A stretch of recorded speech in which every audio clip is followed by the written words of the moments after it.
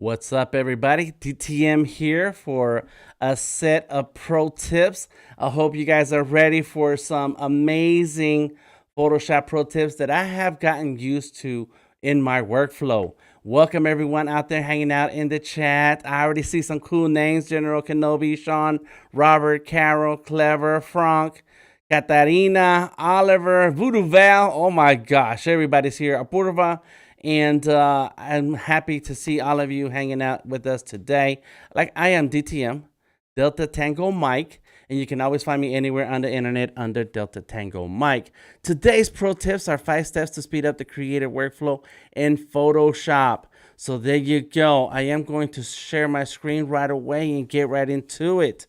I don't have a lot of time, and I'm gonna try to take my time. Okay, be cool. Be cool. All right, now there is a link in the description of the video where you can also review those tips and go back and check it out and add them to your workflow. All right, so the first one is gonna be, hey Carol, the first one's gonna be properties panel. Listen, the properties panel is an addition, recent addition, and I say recent because I've been using Photoshop for 20 years, and so recent according to the time that I've been using Photoshop. But it's super powerful, especially when you want to add some elements into your artwork, into your file, into your drawing, and then have options as to how you work out that element. So the first things that I want you to check out is that anytime you're looking for the properties panel, you can see it right here floating with my on the right hand side. There it says properties. If you don't see your properties panel, and most of these things that we're going to talk about today involve a window or two. I don't know what they're called. They're called floating panels, but then you can find them under the Windows menu. And like, well, maybe we should call them windows. I don't know. In any case, they're under the Windows menu, and you can always scroll down and look for the window that you're looking for or the floating panel, and it's all in alphabetical order. So there you go. Boom. There it is, properties. Of course, mine's checked on already, and there it is on the right-hand side. As time goes on, you will get used to seeing your panels or windows and recognize them by their icon. So it's always great to have them handy, but when you're drawing and you're working, you need as much space as needed on your workspace. That's right, the workspace. Thank you, Voodoo Val. So, properties. Okay, so now in this drawing here, I'm not going to show you the layers because that's next after this first tip. So the properties. So let's go ahead and give my man El Santo. This is a Mexican wrestler. And I worked on this drawing this past month for an art exhibit that's happening this March right now, this month in Seattle at Nepaltia, I forget how to say it. Hold shift, click drag, and make a perfect circle. Right there it goes. There's the circle. Now, before I'm going to go ahead and click into the selection, so I can go ahead and move my circle around. It's in front of the El Santo, no worries. But I want you to pay attention to this here. Right here in the properties panel, you can go ahead right away, change the color immediately as soon as you drop the shape into the artwork. Right away, you can add a stroke right away. And like, I'm just clicking colors, not that I'm gonna keep these. You also have options of all these other colors here. Let's see, light. I'm sorry, a song entered my mind when I saw the word light. White light, white light. There goes some yellow. Boom. There's gradients available here. Ah, what? Oh my gosh. I want the radio gradient. There we go. Radio. Boom. I can change these colors here. Let me see. Look at that. Just by clicking a couple of things, you can change the color immediately, change some elements. A rosy glow, a pinkish hue. Robert says those are called right side panels. That's right. Call it what you want, as long as you don't forget that they're there, and or that you can place them in a spot that are easy to get to. Boom. So let me go ahead and make that a little darker, and I'm just double clicking on the colors in that gradient line, and then changing the colors here. Boom. There you go.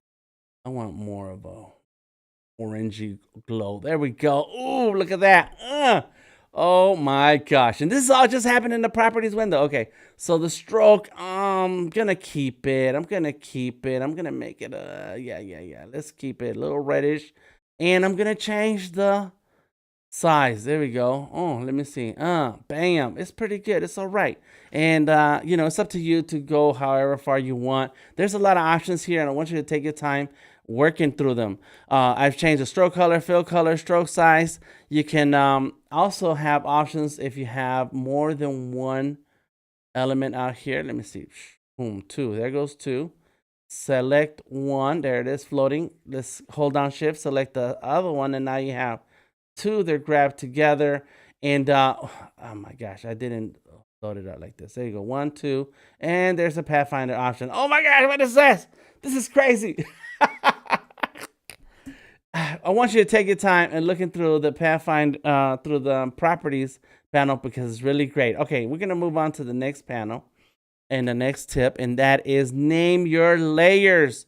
Listen. Let me tell you something. When you name your layers, it's really easy to find what you're looking for anytime you jump onto your artwork. And in my case, I draw a lot of character art, and sometimes there's elements in the artwork. And let me just get rid of that circle for now. And you can notice that here it says backgrounds. That's the back text, the oval behind them, El Santo, the actual character himself, the text down below. And see, it's real easy for me to see what everything is because I have everything organized in my layers panel. It's the layers panel, layers floating panel, the layers window. There goes the rows in the middle. Nice, I like it. Okay, so now let's bring back my ellipse tool. My ellipse layer. And now I can move this where I want to. See, I can take this down below where it is. Oops, I went too far. Let me fix that. Select it and drag it under El Santo, and there it is. Boom. So now it's behind his head. But we still have that oval right there. So now I can even do this, like take off the oval, or even select the oval and turn down the opacity. That's not too bad. This is it's kind of too strong. That halo is a little too strong, but that's okay. You got time to experiment and have some fun. So there you go, playing around with the layers, making sure you save the names. You name your layers so that as you save your work, you come back to it. Anytime you come back to it, you know where to start. And especially if you're working as a team with other artists, other people, and you have to pass on the artwork to someone else, they don't spend a lot of time trying to figure it out. Now in here, in the rows in the middle, there is another couple layers here, and I can check what these are. This is the full rows. What's this here? These are the petals. So real quick, like I can tap on the name inside the layers. Boom, petals. And then this one is the rose. Every rose has its thorn. And then here we have the different elements that make up that rose. And I can zoom in so you can see what I'm talking about. There's the rose, and there goes layer. There goes a layer. I'm going to come back to this technique that I developed here. I'm pretty sure I'm not the first one to work on it, but I kind of added it into my workflow, and I really find it very, very helpful. So we'll come back to that.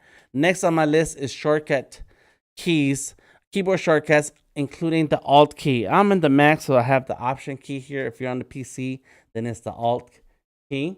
And so I have that rose here, right here in front of me.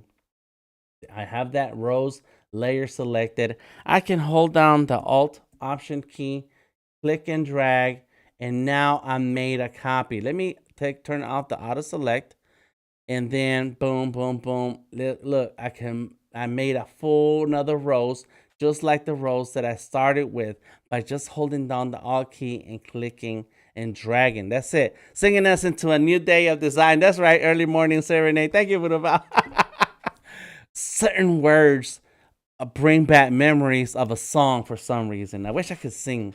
I wish I could dance. And then it'd be a much more hype show. In any case, thank you for that. So there we go. We got the rows. I have this rows here. Now, one trick that I did right now as I was working is I turned off this auto select. Sometimes you want to turn it off and keep it off so that you go through the layers panel to make selections, and then you pick up exactly what you meant to grab. If you have this auto select on, sometimes you click on something and you grab just that one element that it actually clicked on. You see how I'm moving the shadow of the rows? And so we don't want that sometimes. Sometimes you want to click on the layer and say, I want everything about that layer that says rows. However, because the auto select is on, it's going to click on whatever it wants because it's selected. It's auto select. So wherever your mouse pointer clicks on, that's it selecting exactly that. So that's a bonus one. I don't have that one in my list. So there you go. If you're watching this, you get to know more about it. General Kenobi is singing for it. That's right. Every rose has its layer group. Thank you. All right. All right. So let's go ahead and turn off the middle copy, the rose middle copy. I don't need that right now. You can also use the Alt key for everything else, including layer styles. As a matter of fact, there's my signature right here. Let's go right there. Look, there's my signature. I signed this. This is my piece. And I can double click. Oh, let me do something first. Let me go ahead and Alt click and drag so that I have an extra copy of it. So there's two. Now there's two, and I didn't mean to do that. So let's go back to auto select, select the copy, and click and drag. The cool thing about having the auto select off is that you can click anywhere on the screen and it still grabs that piece, that layer that's been selected. So signature copy, double click that. Let's go in. I'm moving ahead of myself, but it's all right. Let's go into the gradient overlay. There it is. Click on screen share. Let's leave it like that. And there it is. Okay, right? So this layer that has my signature has an effect, and that's the gradient overlay effect. Well, sometimes if you want to, you can click on that effects area. It's not going to highlight, but my mouse is right over it. Hold down the Alt key, click and drag into the next layer, and now it made a duplicate into that original signature layer. You see how now they're matching up the same way. And so having the Alt key, clicking and dragging, it allows you to duplicate just about anything, shapes, layers, and layer styles. So boom, got it. So let's turn that one off. And as a matter of fact, turn that off and turn this off. So we're back to what we're supposed to have here. Now, let's see. That was 1, 2, 1, 2.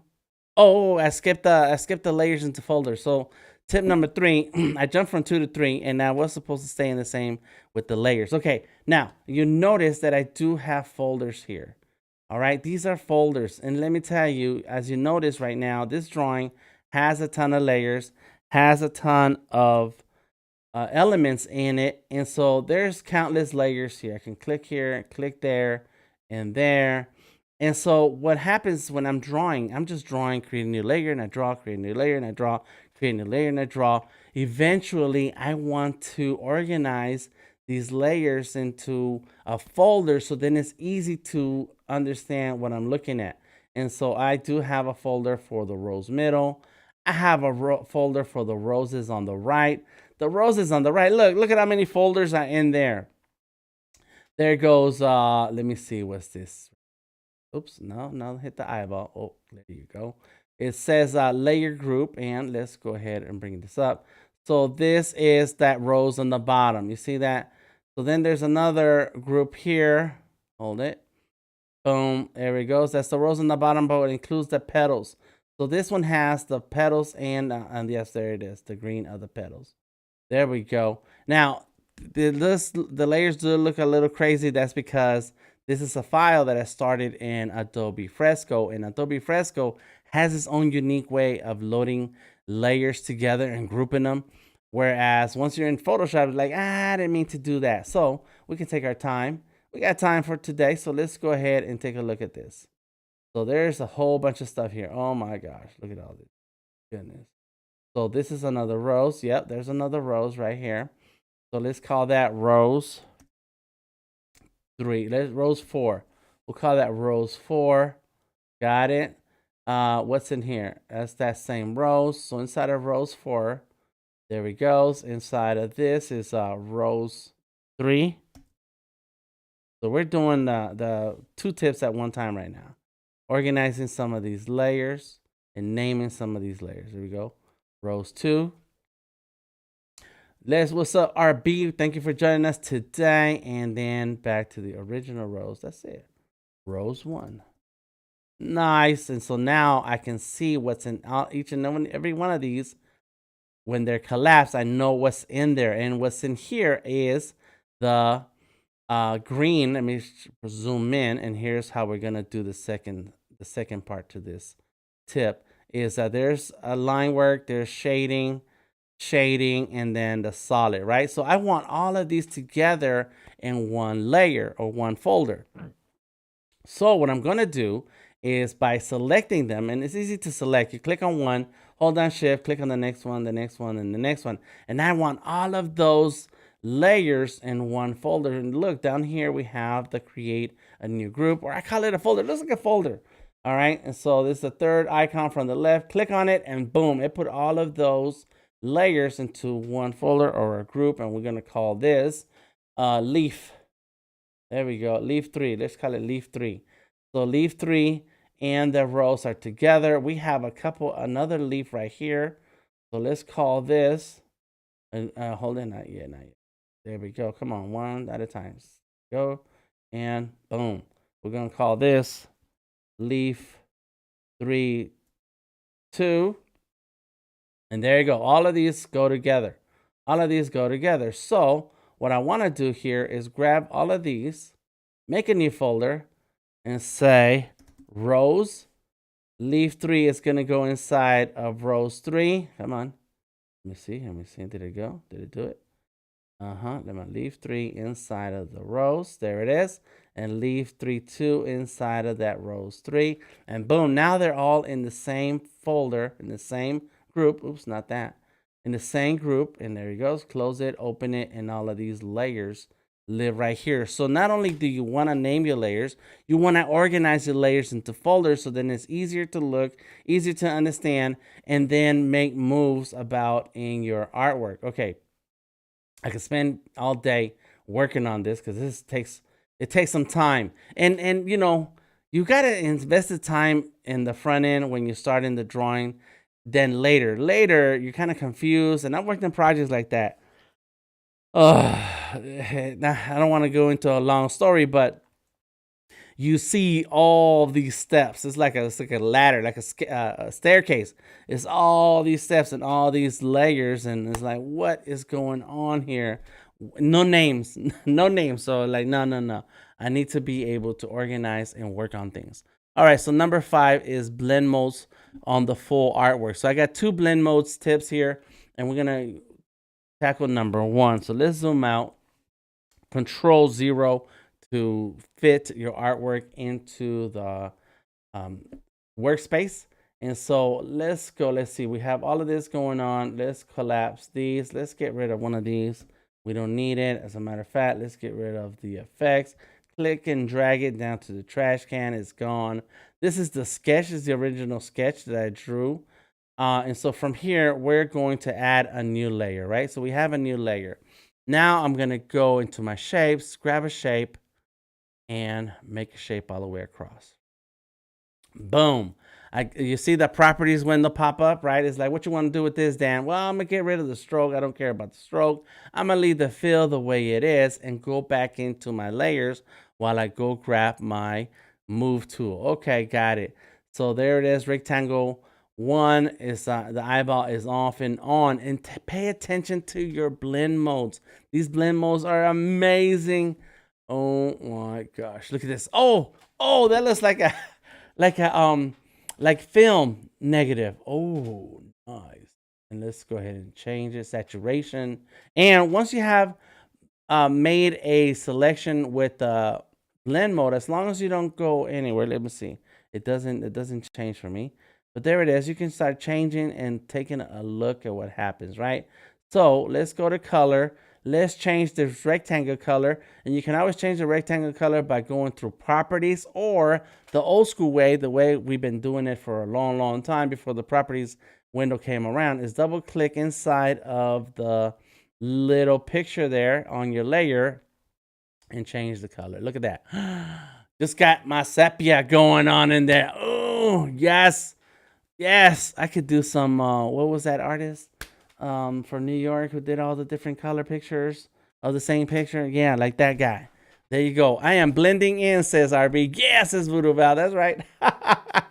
So check out your blending modes to change the look and color of your full artwork. Yes, there is some AI. You can change some colors and to make some edits and all that stuff. Listen, this is so super fast and easy, and you can always spit them out, right? You know how to export, and then go to export. I do the export as or quick export depending on what I feel like doing. But if I export this now, I'll have the sepia, and I can make a copy. Remember, Alt, click, drag. Oh, there it is. Boom, boom, boom. Yes, Warhol. Thank you, Loves Data. Like Warhol. That's my wife right there on YouTube. Thank you for joining us. Coffee makes a nice sepia tone. Yes, it does, Carol. That's right. I could listen to DTN react to awesome Photoshop effects all day. Voodoo Val, if you're not excited, I know you are because you're super hype about art and Photoshop. But if you're not excited about all these things that you can do with just a few little clicks here and there, oh my gosh, it's amazing. All right, so like what I did is I made a copy. I got the second one. I'm gonna double tap again, and look, I can just change the color. I had the blue before. There goes some purple. Oh snap! There we go. And if it's too much, you can always turn down the opacity, just like that, and kind of play with the hue and saturation a little bit. Nice. I like it. Now, I have a bonus, and that is blend modes for individual layers. And so here's the trick about my roses. Okay, so here's the rose, the middle rose. And I have a trick. I'm almost out of time, so we got a few more minutes left to work on. Here we go, middle rose right here, right? So there's the rose, and let's work with the petals, right? These are the petals. Now let's look at the layers in the petals. And so we have an outline. Okay, this is outline. And this is the, I'm setting up this trick for you. Then we have a shadow. Then we have a first shadow. So we're going to call that dark. And then we have the original color layer. So we're going to call that color. And so this is my way of, by using the blend modes, to go ahead. Oh, a gradient map of this would be cool. All right, Annika in the house. Welcome. Purple. That's Val's colors. Yes. Okay, so what we have here, I have these layers, right? So what happens is, what I like to do is I start with the basic color. Now I always start with a light color. Oliver in the house. Welcome. And then I make a duplicate of this color. Alt, click, and drag. So now I have two of the first color layer. I have a duplicate of that first color layer. Then I go through normal and multiply. And as soon as I do that multiply, you see the color has changed. It went from here to here. And then once I do that, I go ahead and start erasing elements from that original layer. I did the switch here because I don't want to go through the steps of doing the erasing, but you can see what happens. And if you don't get that dark enough color that you want, you can always change the color of that original leaf in that new layer. Then I make a duplicate of this and go here. See now how I got darker? But now from the darkest layer, now I start erasing some more, and it starts to look like this. You see that? Look at that. Oh, that's awesome. And then finally, I come in with the outline to clean it all up and make my leaf pop out. So it's really the same color or a darker version of this original color. And let me get rid of these that make up this leaf. You see that? Look at that leaf. Outline, shadow, the dark, and the original color. So by using the blend modes, let's look at the blend modes. You see right there, it says multiply. Opacity says 32. This one the same. This one's a normal. Okay, why is this normal? It should be multiply, but let's go multiply. And there goes opacity 41. And by you changing the opacity, you're going to get a different color to pop in. Perfect, Roses, says Leah. All right, so the last bonus that I have, let me see, I got 1 minute.